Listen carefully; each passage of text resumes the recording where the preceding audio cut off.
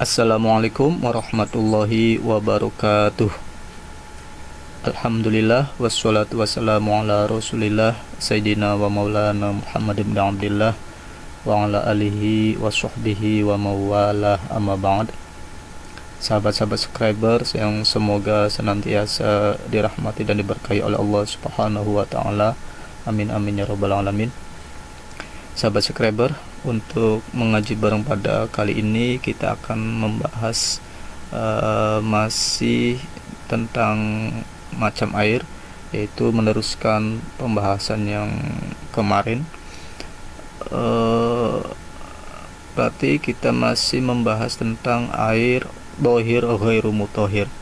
Kita yang kemarin sampai air mustamal. Nah sekarang air dohir ghairu mutohir atau air suci tetapi tidak mensucikan kali ini, yaitu tentang air mutaghayyir. Air mutaghayyir itu apa sih? Air mutaghayyir adalah air yang berubah. Salah satu sifatnya, sifat air baik itu rasa, warna ataupun baunya, disebabkan perkara suci yang mencampurinya. Jadi disebabkan karena ada sesuatu atau perkara yang suci, benda yang suci yang mencampurinya dengan perubahan yang bisa menghilangkan kemutlakan air. Jadi ketika air itu kemutlakan airnya hilang, maka karena berubah tadi maka disebut dengan air mutaghayyir. Nah, air mutaghayyir ini berarti seperti yang tadi pertama kita bahas bahwa air ini suci tetapi tidak bisa untuk mensucikan. Nah, tadi perubahannya itu baik yang bisa ditangkap oleh panca indera atau secara perkiraan. Contoh, tercampur dengan kopi, ya. Tercampur dengan kopi itu kan, kopi kan suci, perkara yang suci, dan airnya akhirnya berubah menjadi air kopi, maka itu tidak bisa untuk bersuci. Atau tercampur dengan sabun, terus berubah menjadi sabun, maka itu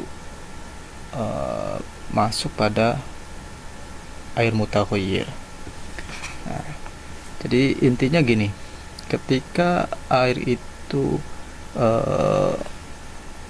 berubah dari wadah atau tempatnya, maka terus sehingga hilang nama kemutlakan airnya, nama yang mengikut kepada tempatnya itu, maka itu bisa dikatakan mutaghayyir. Tapi kalau perubahannya sedikit, tidak sampai menghilangkan kemutlakan air, maka masih bisa untuk mensucikan. Contoh gini, air yang di ember sebelum kecampur yang lain kita sebut dengan air ember, atau air yang di bak mandi sebelum kecampur sesuatu yang lain kita masih disebut dengan air bak mandi. Nah, ketika air di ember itu tercampur oleh kopi, terus berubah menjadi air kopi, ya tentunya kan air itu sudah tidak disebut dengan air ember lagi, tapi air kopi. Nah, yang tadi di bak mandi tercampur sabun sumpama, terus berubah menjadi disebut air sabun, bukan air bak mandi lagi, maka perubahan ini disebut dengan mutaghayyir. Nah, air ini suci tetapi tidak bisa untuk mensucikan, nah karena sudah berubah tadi.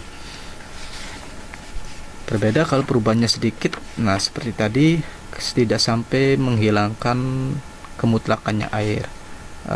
Umpama di dalam bak mandinya tercampur sabun tapi sedikit, tidak sampai disebut dengan air sabun, maka masih dikatakan air mutlak.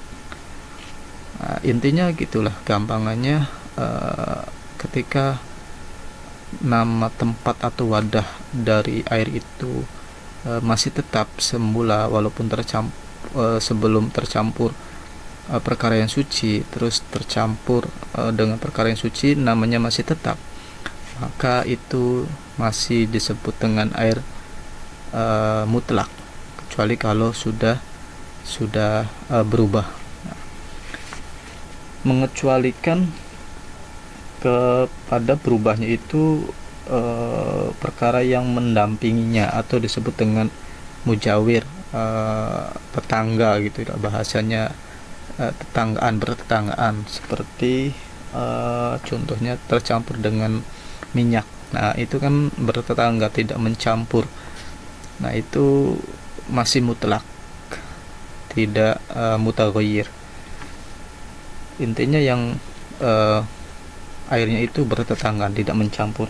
Dan begitu juga perubahannya dengan sebab benda yang tidak bisa dihindarkan dari air. Jadi benda ini tidak bisa terhindarkan dari air, sehingga air ini berubah dengan sendirinya. Seperti contoh yaitu disebabkan tercampur lumpur atau ganggang, atau disebabkan perubahannya itu karena tidak tersentuh oleh apapun, ya oleh siapapun, akhirnya air itu berubah sendiri karena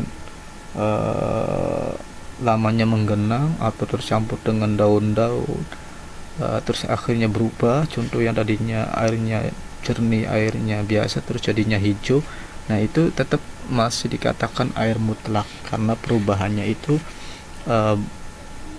disebut dengan perubahan yang tidak bisa dihindarkan. Maka masih dikatakan air mutlak. Air mujawir juga, air yang bertetanggaan juga masih mutlak. Nah, itu air mutaghayyir. Terus yang selanjutnya, yang keempat, wa ma'un najasin wa huwa alladhi halat fihi najasatun. Yang keempat, air yang macam keempat adalah air najis, atau disebut dengan air mutanajis. Berarti airnya ini tidak bisa untuk bersuci secara mutlak sama sekali karena airnya najis. Jadi tidak bisa untuk wudu, tidak bisa untuk mandi wajib, tidak bisa untuk menghilangkan menghilangkan najis maksudnya. Nah, apa sih air najis itu? Air najis adalah wahwa alladzi halat fihi najasatun, yaitu air yang terkena atau kejatuhan najis. Kalau airnya nanti dibagi menjadi dua. Kalau yang kejatuhan najisnya ini kurang dari 2 kula, baik berubah ataupun tidak berubah, tetap dihukumi najis. Kalau lebih dari 2 kula, kalau tidak berubah maka tidak najis.